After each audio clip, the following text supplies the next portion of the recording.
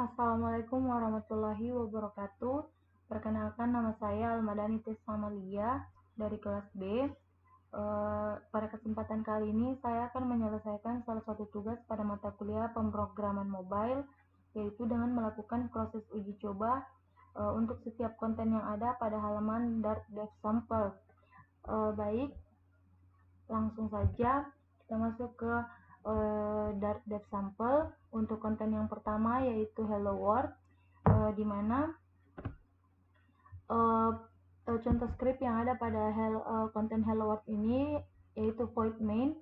Jadi void main ini atau fungsi main ini merupakan hal yang wajib untuk setiap aplikasi yang menggunakan Dart, karena ini menjadi titik untuk masuk ke aplikasi. Nah, untuk print Hello World ini merupakan perintah untuk menampilkan teks yang akan ditampilkan. Jadi pada contoh script ini teks yang akan ditampilkan yaitu Hello World. Nah, dan juga Dart ini mewajibkan setiap statementnya itu harus selalu diakhiri dengan semikolon atau titik koma seperti ini. Baik, langsung saja kita uji coba. Kita run. Nah, karena seperti yang saya bilang tadi bahwa print ini berfungsi sebagai perintah untuk untuk menampilkan teks yang akan ditampilkan. Jadi di sini hasil run-nya yaitu menampilkan teks Hello World. Nah, untuk konten kedua yaitu variabel. Nah, jadi variabel itu sebuah simbol yang disebut sebagai memori, di mana ia berguna untuk menyimpan data atau nilai yang nantinya data ini akan digunakan dalam program. Nah, untuk membuat variabel pada Dart, bisa menggunakan kata kunci var atau menuliskan langsung tipe datanya. Nah, apa bedanya? Jadi, apabila kita membuat variabel dengan menggunakan kata kunci var, maka variabel tersebut akan bisa diisi dengan tipe data apapun. Namun, apabila kita membuat variabel dengan tipe data, maka variabel tersebut hanya boleh diisi dengan nilai yang sesuai dengan tipe data yang diberikan. Contohnya seperti ini. Contoh scriptnya, di sini terdapat variabel name, variabel year, antena diameter, flyby object, dan image yang diikuti dengan nilai atau data yang ingin disimpan, seperti Voyager I 1977 dan seterusnya. Nah, langsung saja kita uji coba. Kita lakukan run. Nah, setelah di run, maka variabel dan data atau nilai yang telah dimasukkan itu akan masuk ke dalam akan tersimpan secara otomatis.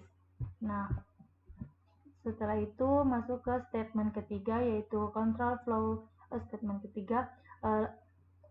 Konten ketiga yaitu control flow statement. Jadi control flow statement itu atau alur kontrol itu dianggap sebagai blok kode yang akan menentukan aliran baris kode yang nantinya akan dieksekusi. Nah, jadi dalam control flow ini terdapat percabangan dan perulangan. Dapat kita lihat pada contoh script ini terdapat percabangan, di mana percabangan ini digunakan bila terdapat dua pilihan. Jika kondisi variabel berisi nilai true dengan syarat pilihan benar, maka melakukan proses yang pertama. Namun jika salah, maka akan melakukan proses yang kedua. Nah, langsung saja kita jalankan.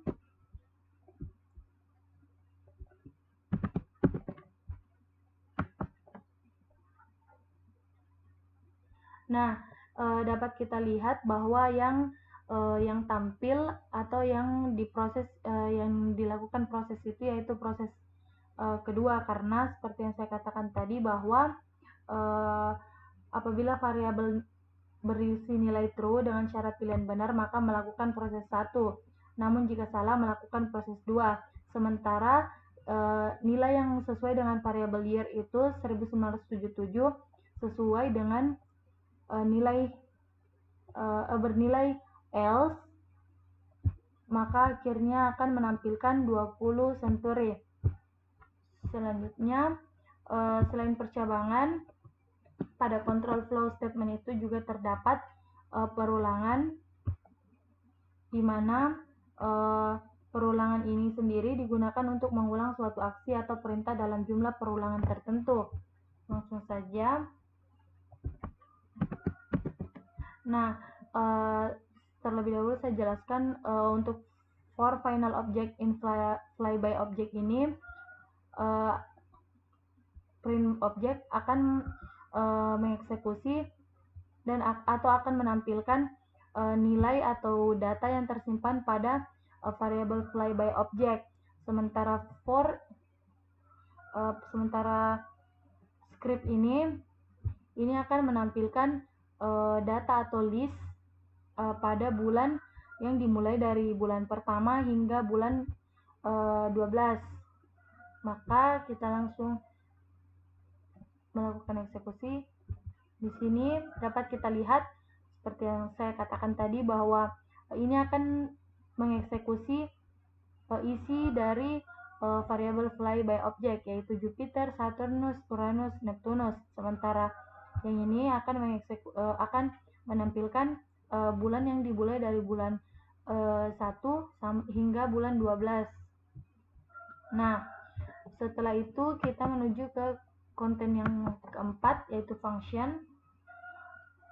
Nah, function di sini gunanya itu untuk menentukan jenis statement setiap fungsi dan pertanyaan kembali untuk mengurangi duplikasi pada kode yang ada. Di sini kita akan mencoba mengeksekusi contoh skripnya. Nah, karena tadi yang seperti yang saya bilang tadi, ini akan mengurangi duplikasi pada kode yang ada, sehingga di sini ketika di run akan menghapus atau menghilangkan data duplikasi yang ada pada kode atau program. Nah, selanjutnya yaitu konten comment atau konten komentar. Komen atau komentar ini sama seperti catatan untuk mendeskripsikan lebih detail tentang suatu kode yang ditandai dengan 2 garis miring yang dapat memudahkan dalam memahami apa yang dimaksud kode yang telah dibuat. Misalnya seperti tadi di konten variabel saya akan memberi komen bahwa ini adalah variabel.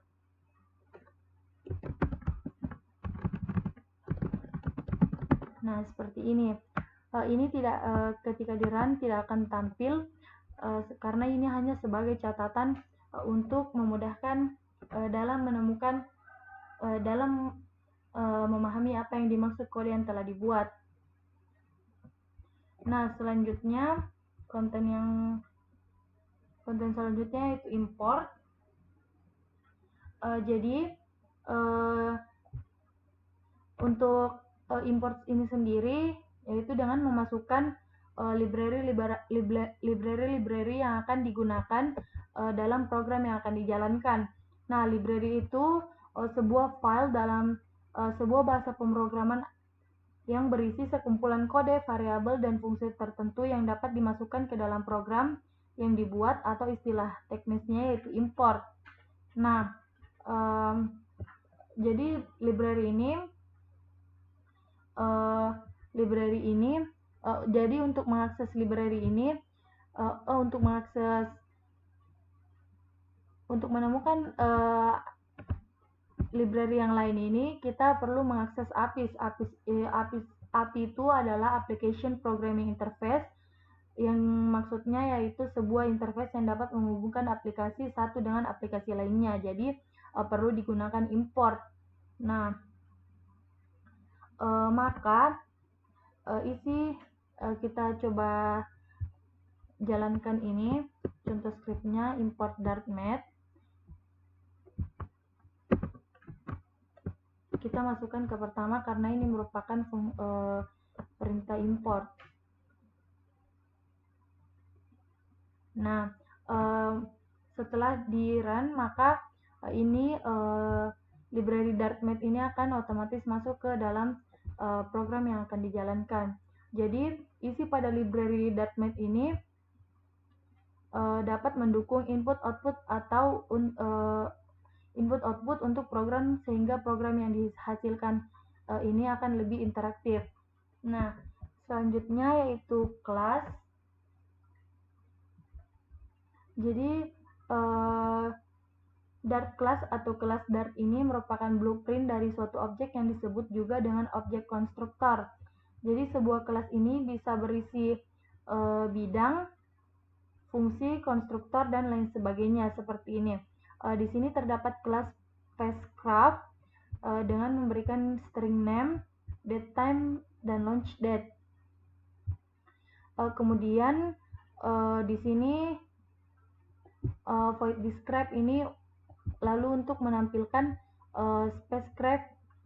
spacecraft nama atau nama yang ada pada nama yang telah diisi di sini. Nah, selanjutnya yaitu inheritance. Jadi inheritance ini kemampuan suatu program untuk membuat kelas baru dari kelas yang ada.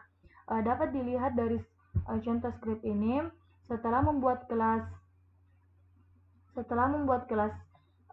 spacecraft, di sini kita dapat membuat kelas lainnya dengan melakukan extend ke kelas induknya. Jadi untuk menerapkan inheritance ini digunakan keyword extends. Nah, selanjutnya yaitu content mixin. Mixin itu cara lain untuk memberikan atribut dari suatu kelas ke kelas lainnya tanpa harus menggunakan pewarisan atau inheritance tadi. Jadi kita ini dapat menambahkan atribut pada kelas lain tanpa harus memperluas kelas tersebut terlebih dahulu. Nah, selanjutnya yaitu interface and abstract class. Jadi kelas abstrak atau abstract class ini kelas yang tidak dapat diinstan atau tidak dapat diubah objeknya, melainkan hanya digunakan untuk mendefinisikan interface yang digunakan oleh kelas lain. Nah, jadi kita dapat dilihat pada contoh script ini, ini tidak seperti kelas pada umumnya. Jadi kelas abstrak itu tidak perlu menuliskan detail dari metodenya, cukup hanya nama metodenya saja. Nantinya subclass dari kelas abstraklah yang akan membuat sendiri detail implementasi dari metode tersebut. Nah, selanjutnya kita melihat di contoh script ini. Di sini perhatikan bahwa metode dari describe ini tidak memiliki implementasi detail. Jadi nantinya detail implementasi dari metode ini akan dibuat pada subclassnya masing-masing. Selanjutnya yaitu content assign atau asinkron. Jadi asinkron ini yaitu menjalankan fungsi dengan tidak menghalangi fungsi lain yang sedang berjalan. Jadi assign ini juga mudah dibaca sehingga sehingga kita dapat menggunakan fungsi ini dalam waktu yang bersamaan pada saat menjalankan program lainnya. Nah, jadi untuk mengatasi hal yang bisa menggunakan teknik asinkron, artinya kode-kode tersebut dijalankan namun dia sifatnya non-blocking sehingga program tidak akan terlihat hang.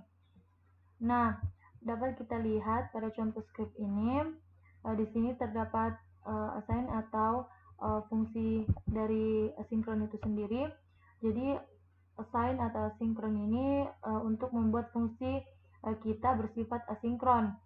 Nah, sedangkan await ini merupakan fungsi untuk menunggu proses asinkron hingga selesai.